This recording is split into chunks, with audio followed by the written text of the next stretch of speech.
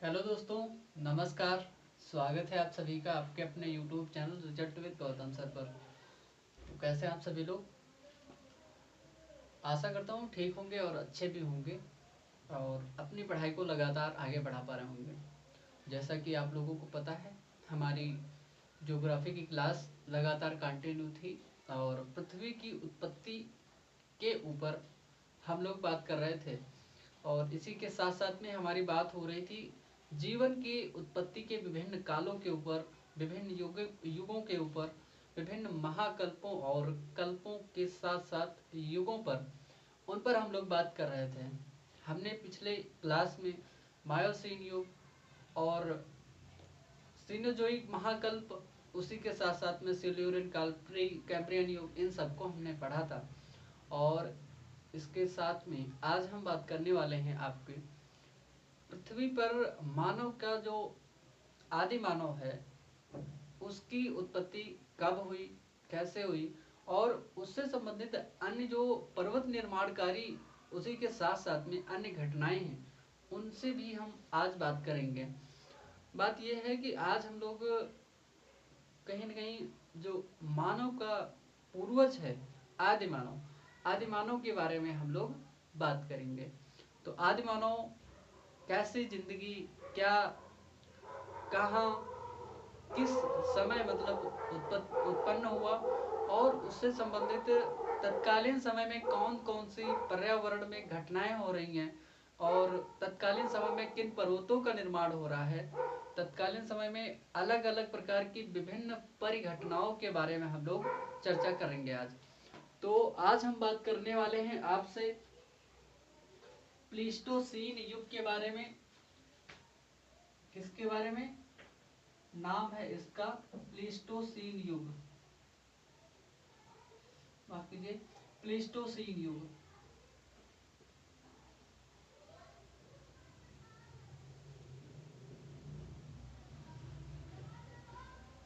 तो प्लीस्टोसीन युग के बारे में हम लोग बात करते हैं।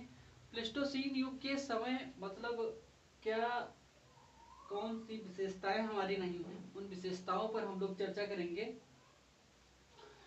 एक सीनोजोइक महाकल्प आएगा। अभी हम महाकल्पों के बारे में बताएंगे। प्री कैम्ब्रियन महाकल्प हुआ करता था, कैम्ब्रियन उसके अंतर्गत आता था, उसी के अंतर्गत पेलियोजोइक महाकल्प हुआ करता था, एक मेसोजोइक महाकल्प होता है, अगला सेनोजोइक महाकल्प हुआ करता था। तो इसी के अंतर्गत जो आपका मेसोजोइक महाकल्प है, सीनोजोइक महाकल्प है, सीनोजोइक महाकल्प, यह जो टाइम पीरियड है ना, प्लीस्टोसीन युग, यह सीनोजोइक महाकल्प, नाम है इसका सीनोजोइक महाकल्प।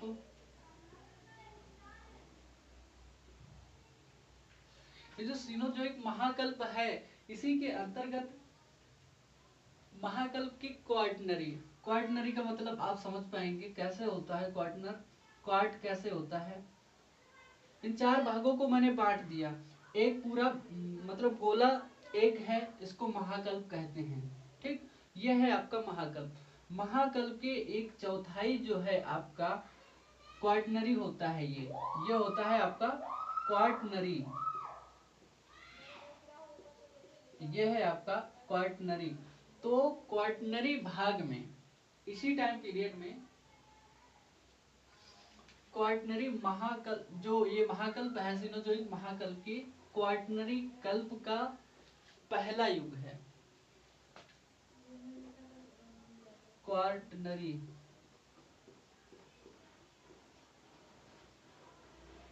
कल्प का प्रथम युग है।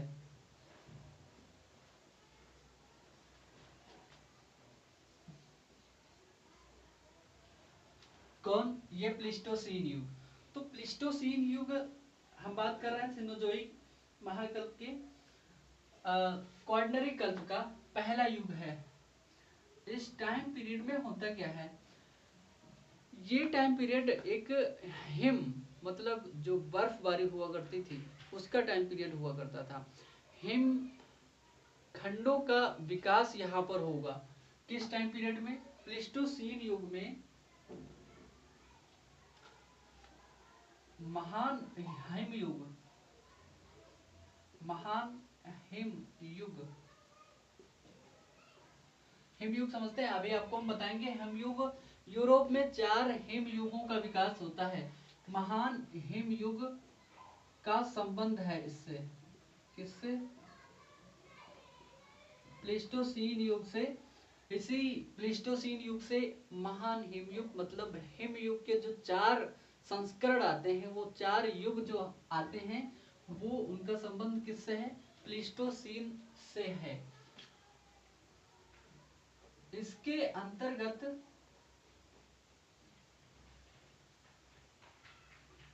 क्या होता है? कहां पर? यूरोप महाद्वीप में क्या होता है? यूरोप में 4 हिमयुग देखे जाते हैं। यूरोप में क्या किया जाता है? 4 हिमयुग देखे जाते हैं। मतलब 4 हिमयुग यहाँ पर मतलब देखे जाते हैं। और इन 4 हिमयुगों में कहीं न कहीं, इन 4 हिमयुगों का संबंध कहां से है आपका? कहीं न कहीं यूरोप से है। इनमें कौन कौन से हिमयुग हैं? एक है गुंज नाम का हिमयुग, गुंज। दूसरा है एक मिंडेल। कौन सा है? दूसरा है आपका मिंडेल। तीसरा है आपका रिस नाम का, ये टाइम पीरियड का नाम है। और चौथा है आपका ओर्म। तो इन 4 हिमयुगों का निर्माण किस काल में देखने को मिल रहा है? आपका प्लीस्टोसीन युग में। इन 4 युगों को हम कहां पर देख पाएंगे? आपके यूरोप में। और इन्हीं 4 हिमयुगों के द्वारा, इन्हीं हिमयुगों के दौरान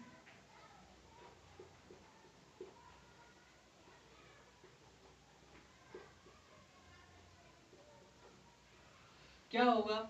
यूरोप में और अन्य जगहों पर कहीं न कहीं बड़े बड़े भूदृश्य देखने को मिलेंगे।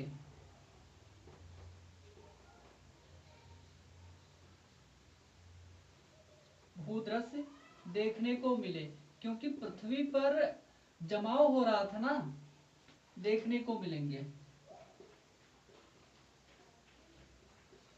अब जो है पृथ्वी का निर्माण काफी ज्यादा बेहतर और बड़े स्तर पर हो जाएगा। ठीक है, इन्हीं हिमयुगों के दौरान, क्योंकि हिमयुगों में पृथ्वी का धीरे धीरे कहीं न कहीं जमाव हो रहा था। इसी के साथ साथ में आपको कहीं न कहीं उत्तरी अमेरिका,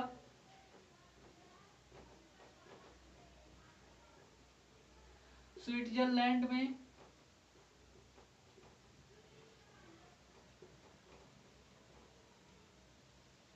आपका उत्तरी अमेरिका, स्विट्जरलैंड तथा आपने नॉर्वे का नाम सुना है ना? नॉर्वे तथा इटली, इन देशों में क्या होता है? उत्तरी अमेरिका, नॉर्वे, इटली, इन देशों में क्या होता है? कहीं न कहीं झीलों का निर्माण आपको देखने को मिलता है। किसका? झीलों का निर्माण।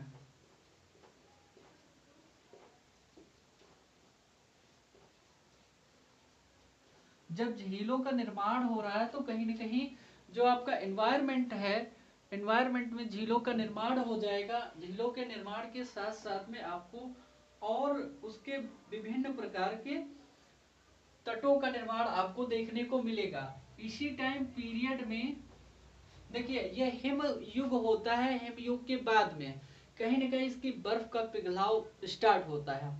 और इस जो आपकी हिमयुग के अंतर्गत जो बर्फ हुआ करती थी, ये बर्फ कहीं न कहीं पिघलती है। तो नॉर्वे में, किस देश में? नॉर्वे है ना, नॉर्वे में फियार्ड तट का विकास हो जाता है। फियार्ड तट का विकास, फियार्ड तट का विकास होता है। ये फियार्ड तट यहाँ पर बंदरगाह बनाने के लिए बहुत अच्छा रहता है, और यहाँ पर बंदरगाह मतलब बनाने के बाद में यहाँ पर कहीं ना कहीं ट्रांसपोर्ट जो है, परिवहन जो है यहाँ पर अच्छे से किया जा सकता है, क्योंकि समुद्री आसपास का इलाका जो है, नॉर्वे का जब आप मैप देख पा रहे होंगे तो नॉर्वे मतलब कहीं ना कहीं समुद्री सीमा साझा कर रहा है ना, तो नॉर्वे की फियार्ड तट का जो विकास है वो इसी काल के बाद में मतलब युग में होता है।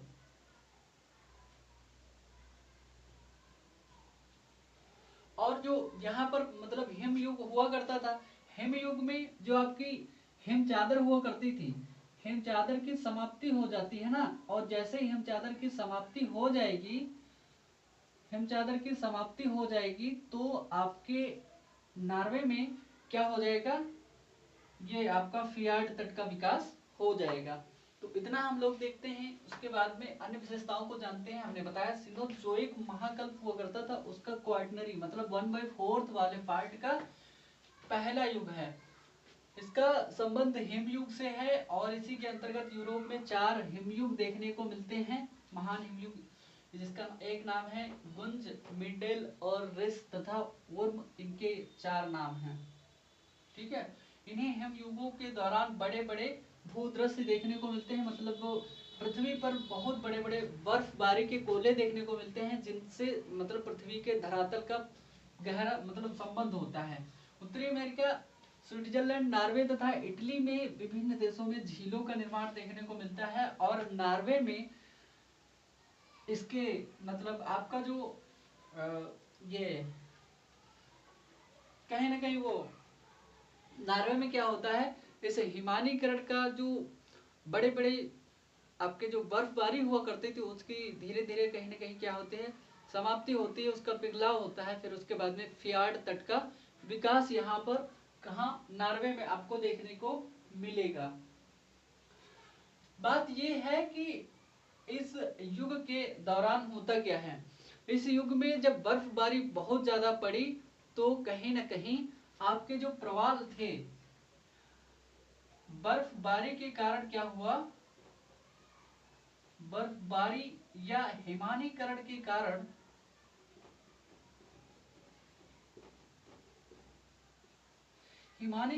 कारण प्रवालों का जो विकास हो रहा था वो रुक गया, तो प्रवालों की समाप्ति हो गई, प्रवालों की कहीं ना कहीं समाप्ति देखने को मिलेगी, तो प्रवालों की समाप्ति हो गई। परंतु एक बात और आपको यहाँ पर देखने को मिलेगी, बर्फबारी समाप्त हो गई, क्या हुआ, हिमानीकरण धीरे धीरे समाप्त हो गया, और हिमानीकरण समाप्त होने के पश्चात या हिमानीकरण की समाप्ति के पश्चात में क्या हुआ,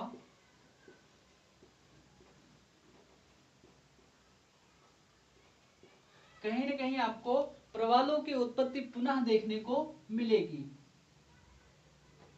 क्योंकि प्रवाल हुआ करता था, प्रवालों की उत्पत्ति पुनः देखने को मिली,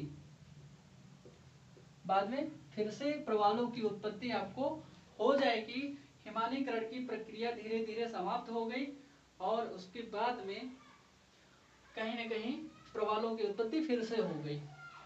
एक बात और मैं आपको बताऊं तो इसी टाइम पीरियड में होता क्या है, जलवायु जो है खूब मतलब अत्यंत परिवर्तनकारी रही, जलवायु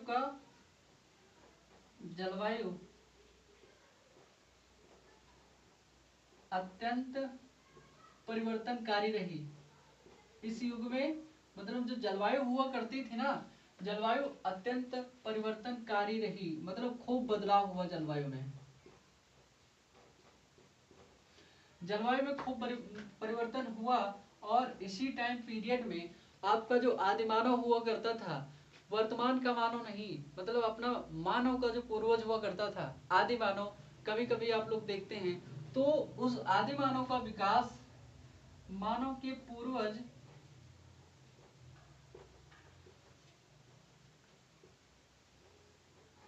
आदि मानव का विकास कहीं न कहीं यहां से शुरू होता है। आदि मानव का विकास हुआ।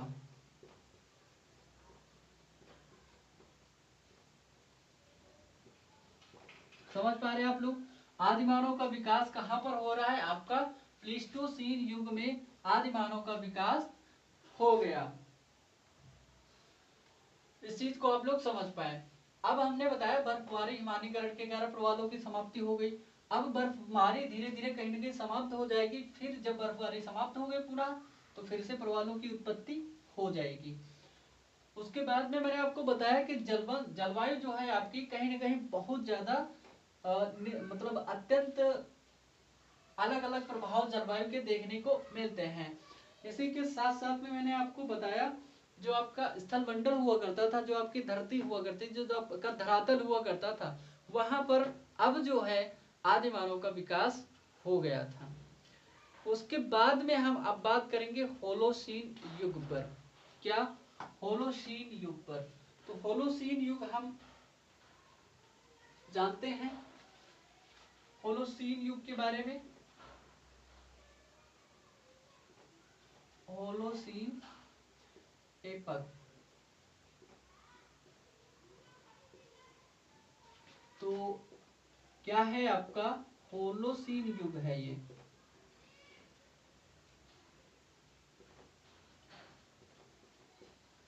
ठीक है।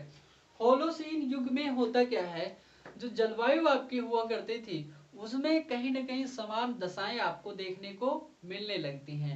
जब जलवायु में समानता होगी तो कहीं न कहीं जो एनवायरनमेंट है उसमें स्थिरता आएगी। जब एनवायरनमेंट में स्थिरता आती है तो कहीं न कहीं सभी जीव जंतुओं के लिए एक लंबा समय काल या एक लंबा मौसम का अनुभव हो जाता है, तो उनको जीने की कहीं न कहीं कल्पनाएं जो होती हैं और अधिक हो जाती हैं। अभी आप ही बताइए, अगर ऐसा होता है कि मान लिया अगर मतलब एक जगह पर आपको एनवायरनमेंट एक जैसा मिले, ठीक है, एक जैसा एनवायरनमेंट मिले तो आपको सर्दी जुकाम खांसी कुछ भी नहीं होगा। अगर आपका जैसे ही एनवायरनमेंट बदलता है, 2 दिन के लिए आप बेहद मतलब भीषण गर्मी में रहें और 4 दिन के बाद में आप बिल्कुल ठंडे प्रदेशों में चले जाएं, मतलब जहां पर खूब ज्यादा कड़ाके की ठंड हो रही हो, तो कहीं न कहीं आपका एनवायरनमेंट जो बदल जाएगा तो आपकी तबीयत खराब होने के चांसेस ज्यादा रहते हैं। तो यहाँ पर क्या होता है, कहीं न कहीं यहाँ पर जो एनवायरनमेंट आपका हुआ करता था, जो जलवायु संबंधी दशाएं जो हुआ करती थी, उनमें कहीं न कहीं आपको समानता देखने को मिलेगी। क्या हुआ, यहाँ पर कहीं न कहीं जलवायु संबंधी जो घटनाएं हुआ करती थी वो कम होने लगी और जलवायु में समानता देखने को मिलेगी। जलवायु में समानता, इस युग में जलवायु में समानता देखने को मिलती है। जब जलवायु में समानता देखने को मिली, लेकिन इसके अंतर्गत एक और कार्य हो गया, शुष्कता, जो आपका शुष्कपन हुआ करता था, मौसम की शुष्कता यहाँ पर ज्यादा नजर आती है। इस कारण से मौसम या जलवायु, मौसम तथा जलवायु की शुष्कता, क्या? जलवायु की शुष्कता के कारण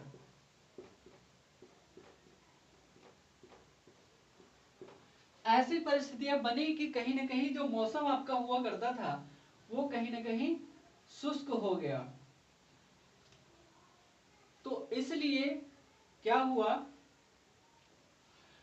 जलवायु और मौसम की शुष्कता कहां पर हो रही थी? एशिया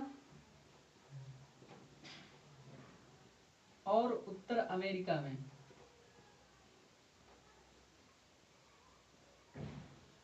केवल एशिया और उत्तर अमेरिका में हो रही थी? नहीं, इसके साथ साथ में बहुत जगहों पर हो रही थी, लेकिन मुख्य रूप से यहाँ पर वो देखने को मिलेगी इन परिस्थितियों में।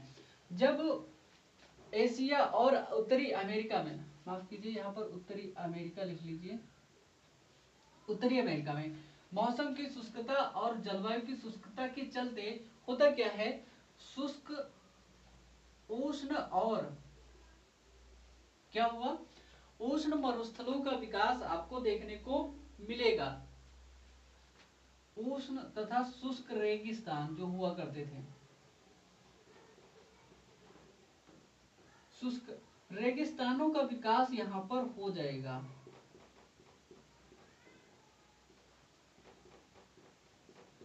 इनका विकास भी आपको देखने को मिलेगा। कब, आपके होलोसीन युग में जो है आपका ये देखने को मिलेगा। अब देखिए होलोसीन के अंतर्गत जब मैंने आपको बताया कि जलवायु धीरे धीरे कहीं न कहीं समान होने लगी, तो जब जलवायु समान होने लगी तो उसके अंतर्गत धीरे धीरे जो परिस्थितियां हुआ करती थी, एनवायरमेंटल जो प्रभाव हुआ करता था वो धीरे धीरे समान होने लगा। जब एनवायरमेंटल प्रभाव धीरे धीरे समान होगा, परिस्थितियां समान होगी, मौसम में बहुत जल्दी जल्दी बदलाव नहीं होगा, उथल पुथल कम होगा, तो कहीं न कहीं जो आपका जीव है वो स्टेबल होकर रह पाएगा, उसके जीवन काल को कहीं न कहीं लंबा आका जाएगा। तो जो वर्तमान की कल्पना है ये होलोसीन युग है। तो क्या हम बात कर रहे हैं आपसे, होलोसीन युग जो है आपका, होलोसीन युग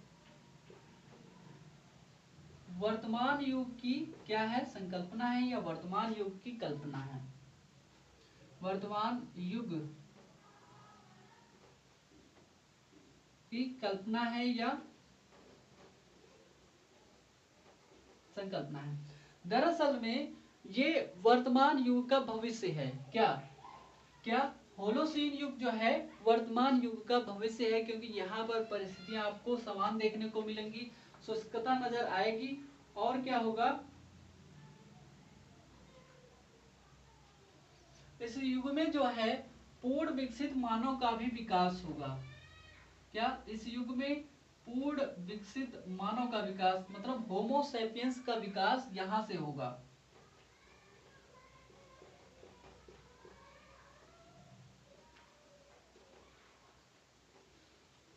पूर्ण विकसित मानव का विकास कहां से हो रहा है दोस्त, आपका होगा यहां से।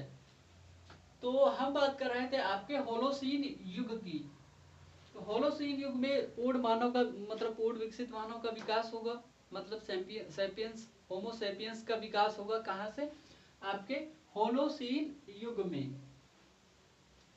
इसी टाइम पीरियड में क्या हुआ करता था, होलोसीन युग में मनुष्य ने खेती करना और पशुपालन करना स्टार्ट कर दिया था।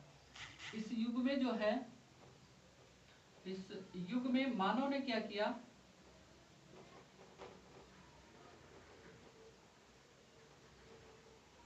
क्या पशुपालन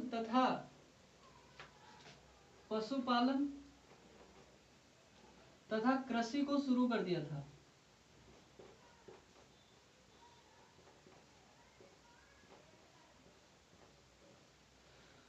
कब शुरू कर दिया था, होलोसीन युग में मानव ने पशुपालन तथा आपका कृषि जो कार्य करना स्टार्ट किया था, वो भी इसको कहीं न कहीं शुरू कर दिया था। ठीक है, इसको आप लोग देख पा रहे हैं ना। तो इस युग में मानव ने पशुपालन शुरू किया, कृषि के अंतर्गत कृषि कार्य भी शुरू कर दिए थे। ठीक है, और जो कहीं न कहीं मानव हुआ करता था, मानव ने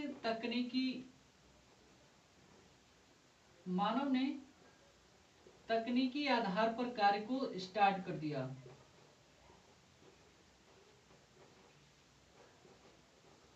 आधार पर कार्य को करना शुरू कर दिया था।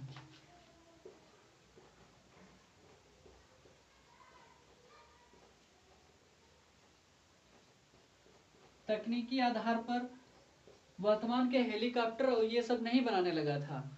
मतलब तकनीकी आधार पर कार्य का मतलब तत्कालीन समय में जो थोड़ी बहुत टेक्नोलॉजी का यूज कर पा रहा था, जैसे कि हल बनाने का कार्य, बैलों से खेती, मतलब ये सब छोटी छोटी चीजें जो कार्य करने वाले थे ना, वो सब करने लगा था। बीज को दबाने लगा था जमीन के अंदर, ताकि मतलब वो दोबारा, मतलब जब बीज को दबाएगा तभी तो एग्रीकल्चर होगी। पशुपालन मतलब गाय वाय का पालन मतलब कहीं ना कहीं करने लगा होगा, घोड़े का पालन करता होगा, बकरी मतलब गधे का और इसी के साथ साथ में भेड़ पालन शुरू कर दिया होगा उसने। तो कहीं ना कहीं पशुओं को पालना इसने स्टार्ट कर दिया था अपनी ज़रूरतों के मुताबिक। ठीक है, तो कब स्टार्ट किया था? कहीं ना कहीं होलोसीन युग में शुरू कर दिया था। तो हमने आपको बताया कि जलवायु में कहीं ना कहीं आपको कहीं ना कहीं समानता अब देखने को मिलने लगी थी। जलवायु में समानता हो गई, परिस्थितियां समान होने लगी होलोसीन युग में। और आपको मौसम और जलवायु की जो शुष्कता है वो कहीं ना कहीं नजर आएगी। और उस शुष्कता के चलते उत्तर अमेरिका और एशिया में मरुस्थलों का निर्माण होगा। जो होलोसीन युग हुआ करता था वर्तमान भविष्य की कल्पना हुआ करती थी। वर्तमान भविष्य की कल्पना कुछ ऐसे, क्योंकि समानताएं जैसे कि इन्वायरमेंट का समान होना, ठीक है, और मानव के लिए या अन्य जो जीव हुआ करते थे लिए उनके लिए कहीं ना कहीं लंबे मौसम का अनुभव मतलब दिखाई देना। उसके साथ साथ में पूर्ण मानव का विकास, और पूर्ण मानव के विकास के साथ साथ में मानव का एग्रीकल्चर और कहीं न कहीं डेयरी मतलब पशुपालन पर निर्भर होना, और कुछ क्रियाओं को तकनीकी रूप से उसको अच्छे तरीके से करना। मतलब मतलब हम बात कर रहे थे आपके जो मानव हुआ करता था, तो मानव ने कहीं न कहीं तकनीकी रूप से कार्य को करना स्टार्ट कर दिया था।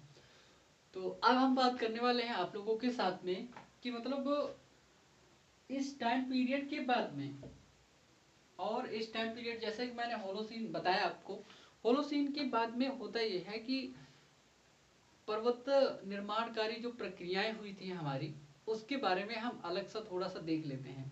वो जरूरी है, एक मुख्य टॉपिक। तो हमारे यहाँ पर कुछ पर्वत निर्माणकारी प्रक्रिया हुई थी, इससे लिखते हैं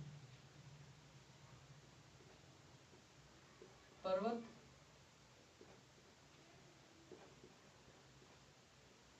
निर्माणकारी जो प्रक्रिया हुई थी, इस प्रक्रिया को हम लोग कहीं ना कहीं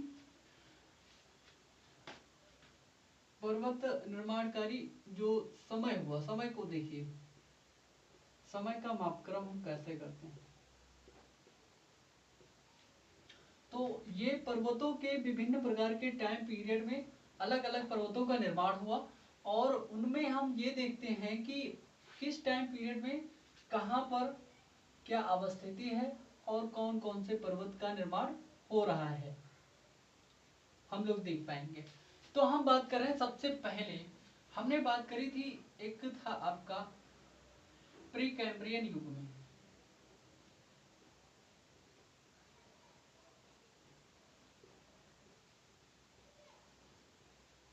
नाम था इसका प्री कैम्ब्रियन महाकल्प, ठीक है। एक था आपका पैलियोजोइक, ऐसा लिखिए आप पैलियोजोइक लिख लीजिए।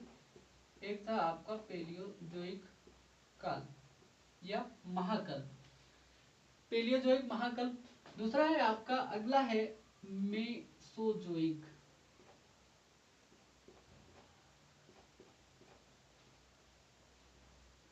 मेसोजोइक महाकल्प। और एक और है आपका सेनोजोइक महाकल्प।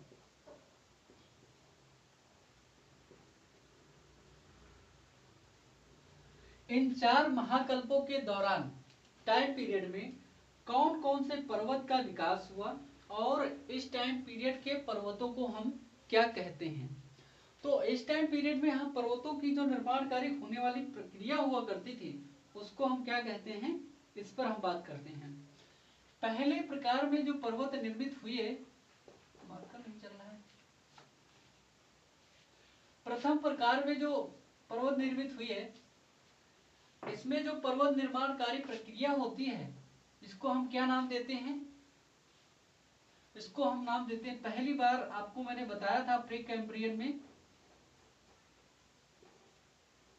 इनको हम कहते हैं आर्कियन पर्वत।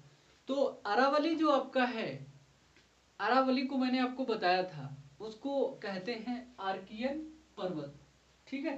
तो आर्कियन पहली बार जो निर्मित हुए पर्वतों को, इनको हम कहते हैं आर्कियन पर्वत।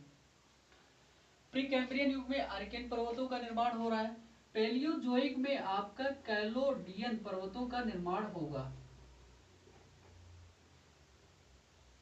कैलोडियन पर्वतों का निर्माण आपका कब होगा? पेलियोजोइक महाकल्प में। कब होगा? पेलियोजोइक महाकल्प में। इनकी जब हम बात करते हैं, इसके साथ साथ में मेसोजोइक में हर्सिनियन पर्वत कहते हैं। किस नाम से जाना जाता है?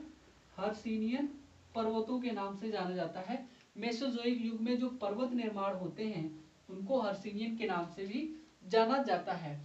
और सेनोजोइक काल में जो सेनोजोइक महाकल्प में जो पर्वतों का निर्माण हो रहा है इनको हम जानते हैं अल्पाइन के नाम से।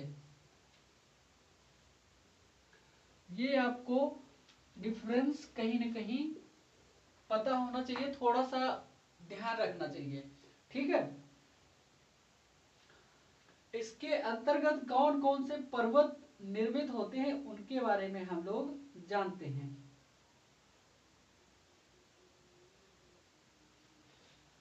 इसके अंतर्गत एक पर्वत का निर्माण होता है जिसको हम कहते हैं लॉरेंसियन पर्वत। कनाडा में नहीं पता था आपको? वही वाला आपका जो अरावली है इसके अंतर्गत ही इसका निर्माण हो रहा इंडिया में। और इसी के अंतर्गत एक पर्वत का निर्माण हो रहा है जिसका नाम है किलार्नियन पर्वत, ठीक है। इन पर्वतों का जो निर्माण हो रहा है कहीं न कहीं प्री कैम्ब्रियन एरास में, प्री कैम्ब्रियन युग में होता है, इसी महाकल्प के दौरान होता है। सॉरी, यहाँ पर अरावली नहीं, उसके इस वाले में अरावली आएगा, किलार्नियन पर्वत आएगा। यहाँ पर आएगा आपका अल्गोमन पर्वत, नाम है इसका अल्गोमन। यहां पर आएगा कैलोडियन एरा में आपका आएगा कहीं न कहीं अरावली पर्वत। यहां पर आएगा आपका अरावली। इसी के साथ साथ में आपका आएगा सतपुड़ा रेंज, जो है आपकी सतपुड़ा, ठीक है, सतपुड़ा पर्वत। ये सभी जो आपके आएंगे आपका यूएसए में आएगा अपलेशियन पर्वत, ये भी आएगा इसी के अंतर्गत अपलेशियन पर्वत यूएसए में, और ये दोनों इंडिया में, ठीक है। इन दोनों का निर्माण हो रहा है पैलियोजोइक काल में। कहां पर? अरावली, सतपुड़ा और महादेव पहाड़ी का भी निर्माण कहां पर होगा आपका? कहीं न कहीं आपके पैलियोजोइक काल में। और हर्सिनियन काल में या हर्सिनियन पर्वतों के एग्जाम्पल में हम किसको कहते हैं? इसके अंतर्गत आता है एक आपका हार्ज, इसका निर्माण हो रहा है यूरोप में, ठीक है। इसका निर्माण होगा फॉरेस्ट, ब्लैक फॉरेस्ट जो पर्वत है आपका। इसी के साथ साथ में आपका यूराल पर्वत है, यूरोप और एशिया के बीच में कौन सा पर्वत है? यूराल पर्वत है। इनका जो निर्माण है अल्ताई पर्वत जो है आपका, एक है तिएन शान, नाम है ना, तिएन शान पर्वत। एक है आपका खिंगन पर्वत, खिंगन दिखाई दे रहा है ना, तो आप लिख लीजिए, अगर नहीं दिखाई दे रहा तो खिंगन पर्वत दिखाई दे रहा है, ठीक है। ये सभी पर्वतों का जो निर्माण हो रहा है मेसोजोइक महाकल्प में आपका होगा, ठीक है। और ये सभी जो हैं आपके एशिया में तीनों हैं, एशिया में, ये यूरोप में है, ये यूरोप और एशिया की सीमा पर है, ठीक है। और अब हम बात करते हैं आपके सेनोजोइक महाकल्प में अल्पाइन पर्वतों का निर्माण हम देखते हैं। अल्पाइन पर्वतों का निर्माण कब हो रहा है? मार्कर क्यों है? ठीक है, तो यहां पर हो रहा है आपका एंडीज पर्वत का निर्माण, यहीं पर होगा आपका रॉकीज पर्वत का निर्माण, क्योंकि ये फोल्डेड माउंटेन है। इसी के टाइम पीरियड में होगा आपका हिमालय पर्वत, जो वर्तमान का हिमालय है ना, उस हिमालय पर्वत का निर्माण कब हो रहा है?